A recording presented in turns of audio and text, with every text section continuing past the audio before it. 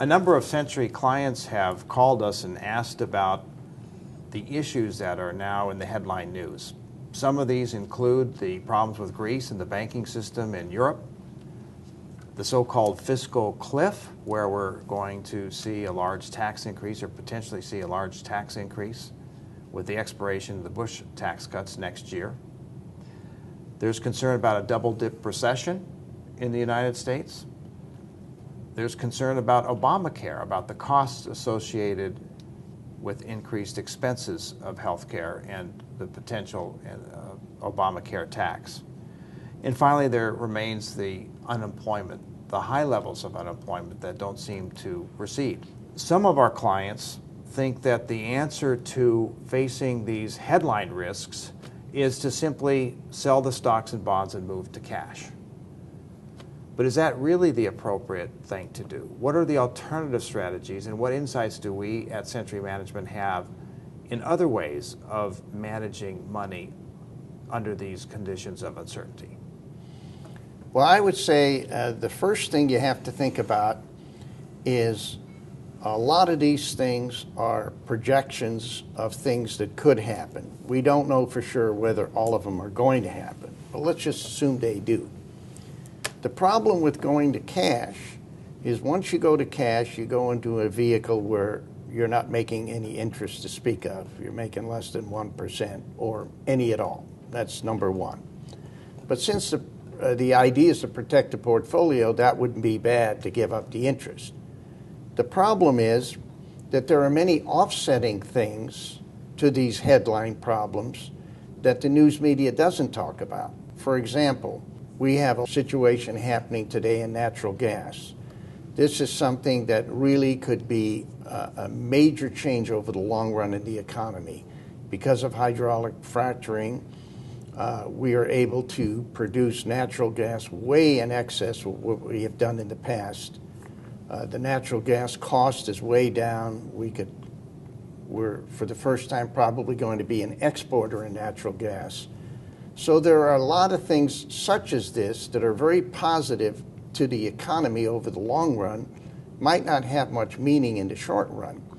So if you take some of the positive factors and you go to cash and they offset some of the negative factors, then you're sitting there in cash and you have no opportunity to make money. The other thing that we need to be concerned about is inflation over the long run. It's not a problem short term, but it's a long-term problem. If we go to cash and we miss opportunities, then when the inflation comes and you're sitting in cash, you can take a larger loss in purchasing power than you could by staying in the market. So what you have to do is you have to weigh these factors. But additionally, if you're going to sell stocks based on bad news and raise cash on bad news, then when are you going to buy stocks back? What news item is it going to be to generate that trigger to change your offset? So you have to have a consistent, disciplined way to buy and sell stocks and manage it, and manage your portfolio. So our view is managing a portfolio based on news items, where a news event is negative, so it triggers a sell, or it's positive, it triggers a buy. We've got news items that offset each other all the time, which will whipsaw investors. So you have to have a consistent, disciplined manner in which to manage a portfolio. And our approach to that is to take individual stocks, evaluate them, looking at, from a worst case standpoint, during a recessionary period, how bad do fundamentals get and how bad do the multiples and margins get, and we apply what that worst case scenario would mean in terms of a stock price. And so we're trying to bracket that bad environment such that people are concerned about now. On the opposite side, when things go right, what happens to the margins, the multiples, et cetera, and where would the stock be at that point? And that's what we call our valuation structure. So incorporated in our structure is the idea of recessionary environments, including all the bad news items. We don't know what they are. There's going to be some that develop in the future.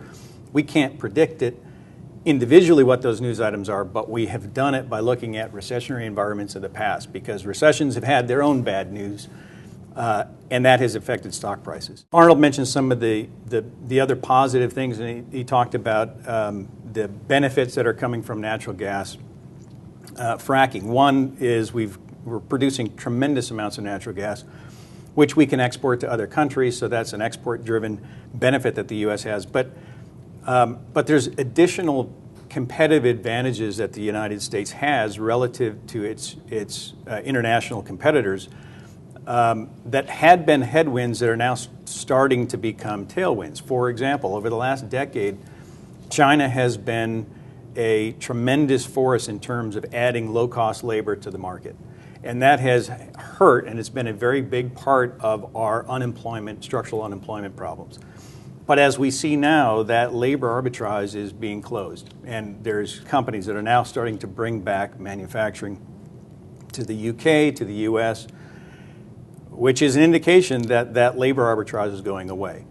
So the U.S. productivity gains that we're making are now starting to change those that were headwinds into tailwinds. And much like the 90s, when the U.S. went into recession first and then recovered, there was this continual argument that we were going to have double-dip recessions, but we never did. We had rolling recessions, 3 sectors, but never that double dip that everybody's worried about as the U.S. separated from the rest of the world. These positive impacts, the productivity gains that we're having, has that potential that the U.S. can then start to become competitively advantaged and gain share from the rest of the world. Arnie, let me add one thing, too, about Jim's comment on the disciplined process of bracketing the price on a bad news circumstance and a good news circumstance. We don't have to make opinion about this. We have some actual, real, recent experience in this. Last summer and fall, that everyone probably remembers, was a quarter that was nearly as bad as the fourth quarter of 2008. Right. The market in small cap world was down 23%, and large cap world was down 17 or 19%. And during that time, knowing that we're tracking all the companies that we track, we found that as we did those brackets, very few of those companies in this very bad environment actually got below our worst case. I think it was only 10% of the portfolio, and that included ones that were just barely below worst case.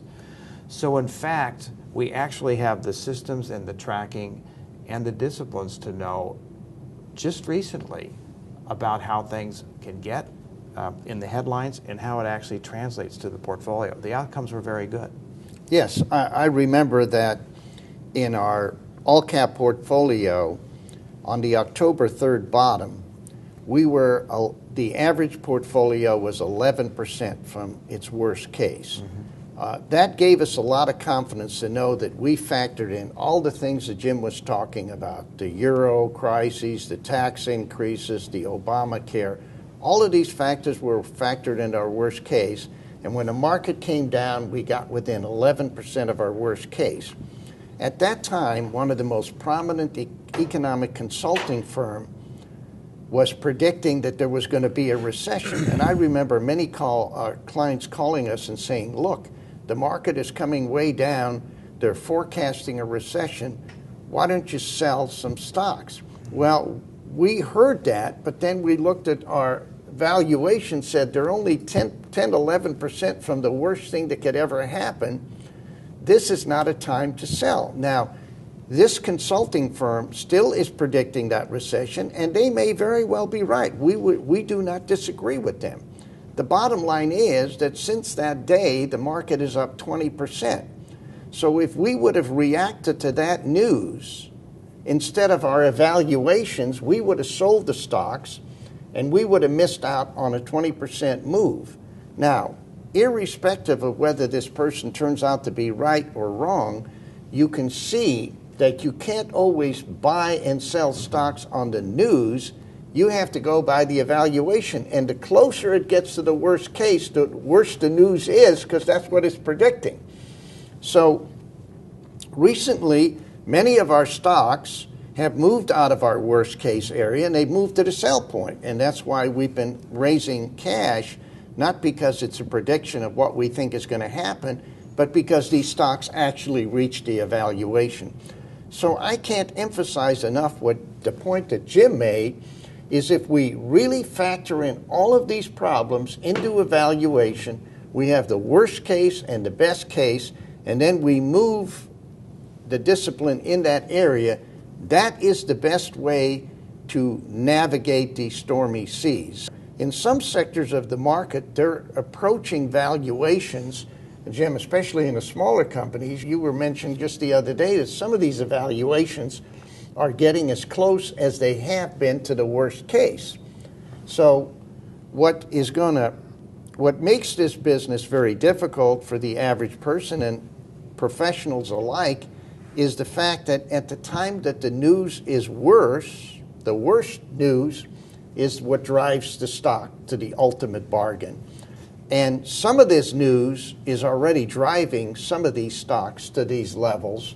And when they get to that level, we'll be buying them irrespective of what the news is. Obviously, the big fear is the double-dip recession. And in absolute terms, the U.S. economy has been improving. And in relative terms, it's even separated itself from the rest of the world even more. You've got Europe that continues to get weaker, and China is now slowing down. And over that last 10 years, we've had net outflows of U.S. investors moving to the international field, whether it be Europe or the BRIC countries or China. But with those slowing down and international investing now losing a little bit of its appeal, you start to have money flow back into the United States. We're starting to see it with corporations bringing companies to the U.S. Methanex is building a plant, Shell's building a plant, Toyota's building a plant. So all the international companies are bringing their plants to the United States. That generally leads international investors coming to the United States. So one of the offsets that isn't often talked about is money flows back into the United States from an investing standpoint. When you think about all the problems since the March 09 bottom, you've had all these problems in the news, and yet the market's gone up 90%. You've had all the problems in the news since the October 3rd bottom, and the market's gone up 20%. Now, that alone would make you cautious, because whenever you have a market move that way, obviously there are things overvalued. And I would say this, that the risk in this market obviously is a lot more than it was in March or even in October. And that is the reason when we look at that, we can see that this is the reason we've been selling some stocks and been raising cash because of the fact that the evaluations have gotten to be pretty pricey in some areas. And then in the other parts of the market, we're holding the cash because as these stocks approach our worst case and buy points, we'd be buying them. So I think the answer to most of these questions is, as long as we factor everything into our evaluations and we operate on that discipline, it's the best place and the best way to hedge it. And I'd like to make a simple analogy, which I always use in talking to clients about it. A lot of these problems that we're reading about really don't impact the value of the company over the long run, but they might impact it over the short run. So everybody sells because of the short term, but they've sold something pretty cheap because over the long term it hasn't changed that much. For example, I use the example of if you're renting out a home. Let's say the house is worth $300,000, and it's based on the fact that you're getting X number of dollars rent. Well, if one of your tenants move out, over the next 3 months, you might not get any rent. Does that mean the $300,000 house is worth zero because it doesn't make any money? No.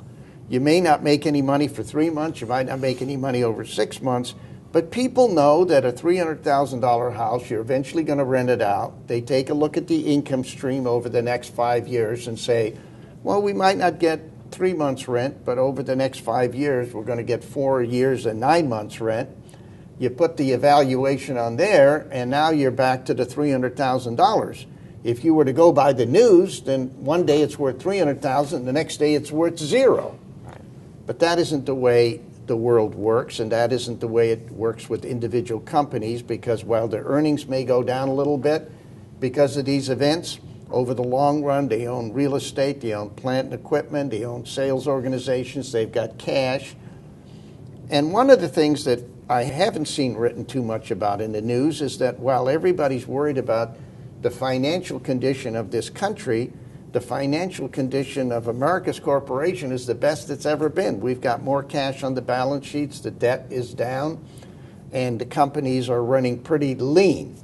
And one of the reasons we've had this unemployment problem is because a lot of companies don't want to hire people because they're still uncertain about the future. And that's why we have record profits today. So these are some of the offsets, and that's why it's just that not simple just to sell out the portfolio and then miss out on some of these other things that are offsets.